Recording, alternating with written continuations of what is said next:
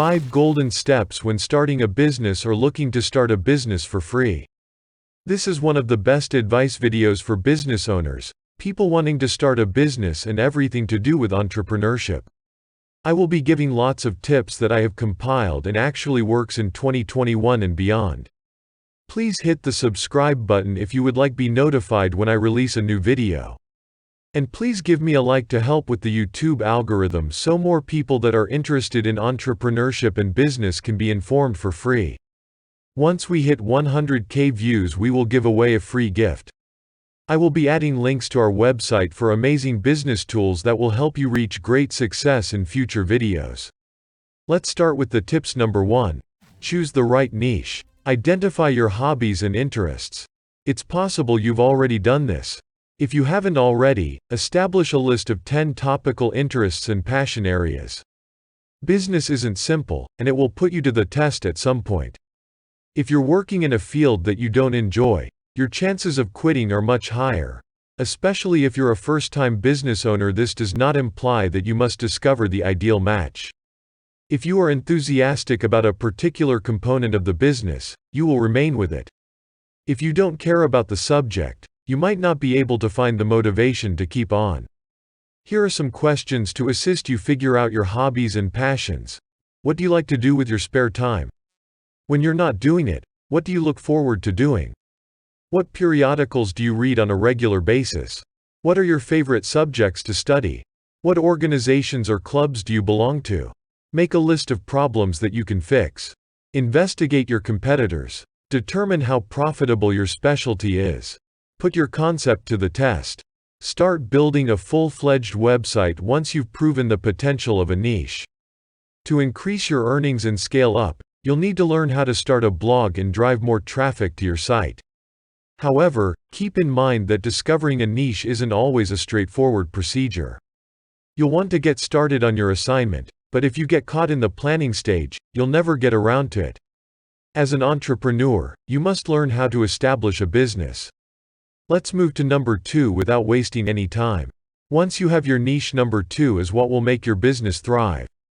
Number 2. Create a company that reflects your personality. Product market fit should actually be founder product market fit.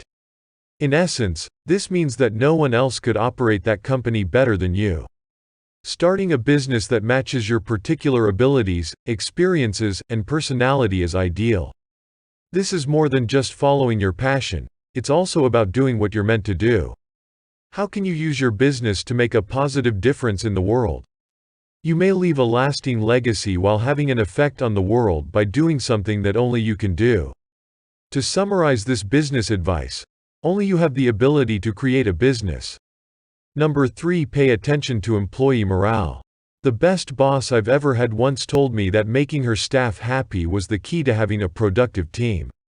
That was correct. We were always celebrating something. I sobbed my eyes out on my last day because I didn't want to leave.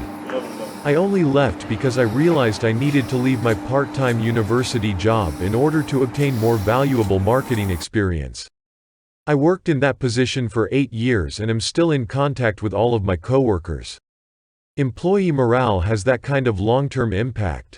Unfortunately, it's often the one aspect of business that entrepreneurs overlook. Most first-time business owners strive to be bossy. And no one wants to be assigned to one of those jobs. Employees want to feel valued, heard, and certain that they're on the correct route. If you find yourself frequently criticizing others for not doing things your way, team performance will suffer. When it comes to managing people, the most crucial business tip is to make them happy. Because if you do, they'll be more willing to assist you in achieving your company's objectives. If you are still enjoying this, please hit the like button and hit the subscribe button. We nearly threw the 5 tips for today. Tip number 4. This is a key that opens doors for success. Resolve a pressing issue. Let me repeat it. Resolve a pressing issue. The creation of a business that answers a problem is an important business advice for beginning entrepreneurs. When you ask most failed business owners what problem they solved, they either don't know or don't think the problem was important enough. It doesn't have to be a difficult problem to tackle, such as curing an illness. It might be as easy as assisting folks in overcoming boredom by giving an enjoyable experience. But, at the end of the day, you need to know what you're attempting to do with your company. You can utilize your marketing to help people comprehend how you can best serve them if you know what burning problem you're fixing. If you sell anti-snoring products, for example, your ad should depict the frustration that a snorer might cause in a person's sleep. Then present your product as a convenient solution that will help them to sleep through the night once more.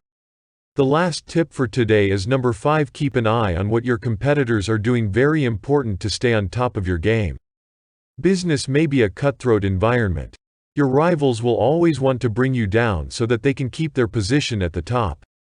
While you shouldn't obsess about your competition, you should always be informed of what they're up to so you can stay ahead of the game. What kind of goods and services do they provide? What methods do they use to promote their brand? What do they charge for their goods and services? How do they deal with their clients?